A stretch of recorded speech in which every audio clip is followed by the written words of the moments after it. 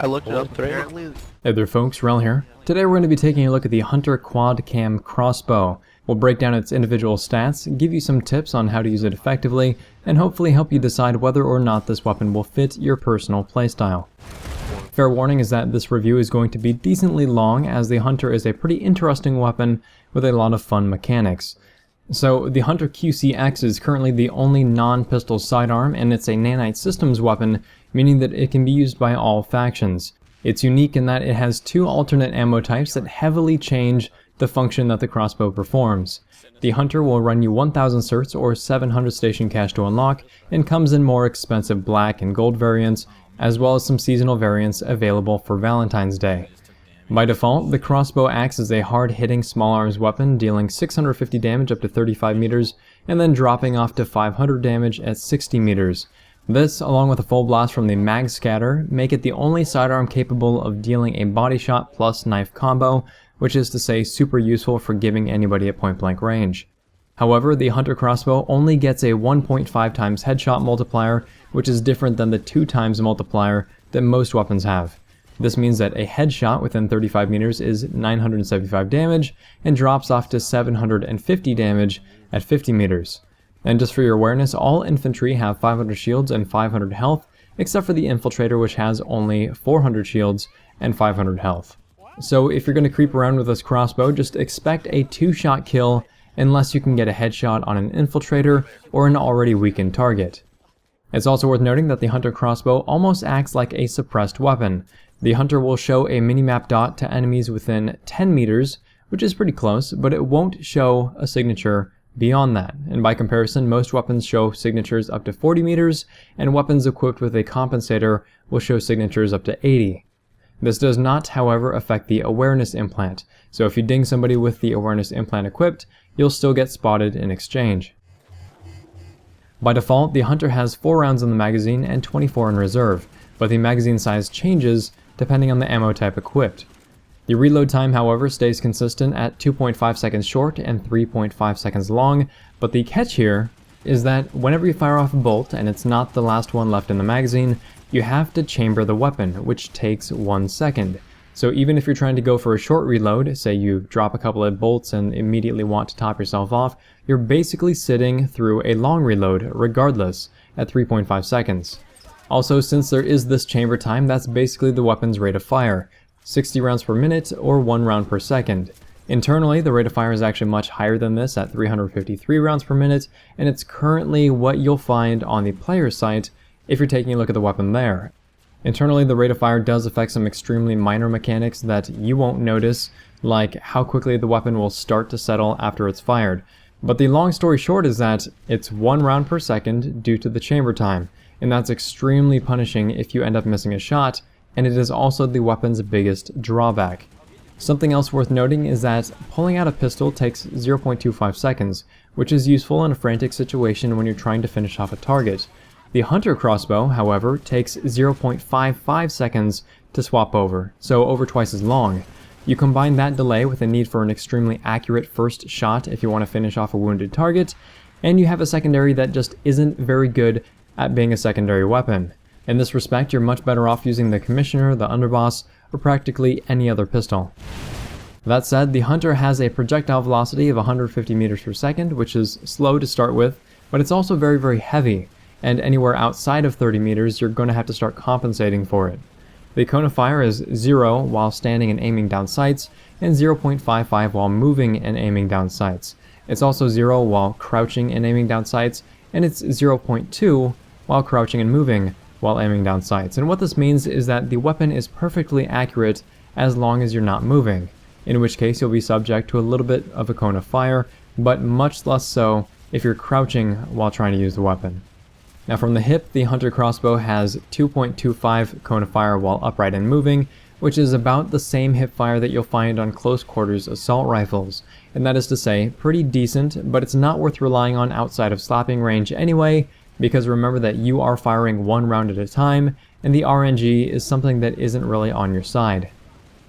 So if you sum it all up, the low rate of fire, high damage, and heavy projectile means that long-range takedowns against targets who are paying attention and moving will require a good deal of skill, and in that respect, the weapon is very difficult to use for anyone who isn't a high aim player, but it is great for slapping people around in close quarters and plinking away at enemies who are occupied with other targets.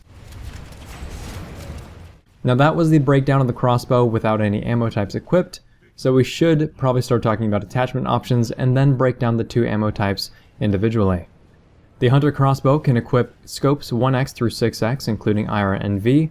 It has access to a dark light flashlight and a laser sight, and it also has access to detection bolts and explosive bolts as alternate ammo types.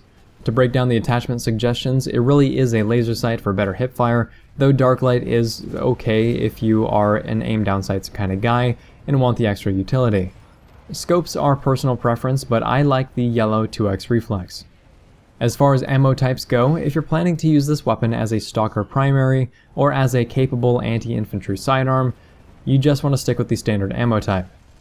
Detection bolts are basically less powerful versions of the infiltrator's recon darts, and equipping them will give you 4 rounds in the magazine and 16 in reserve, opposed to the 24 in reserve that you get with the standard ammo type.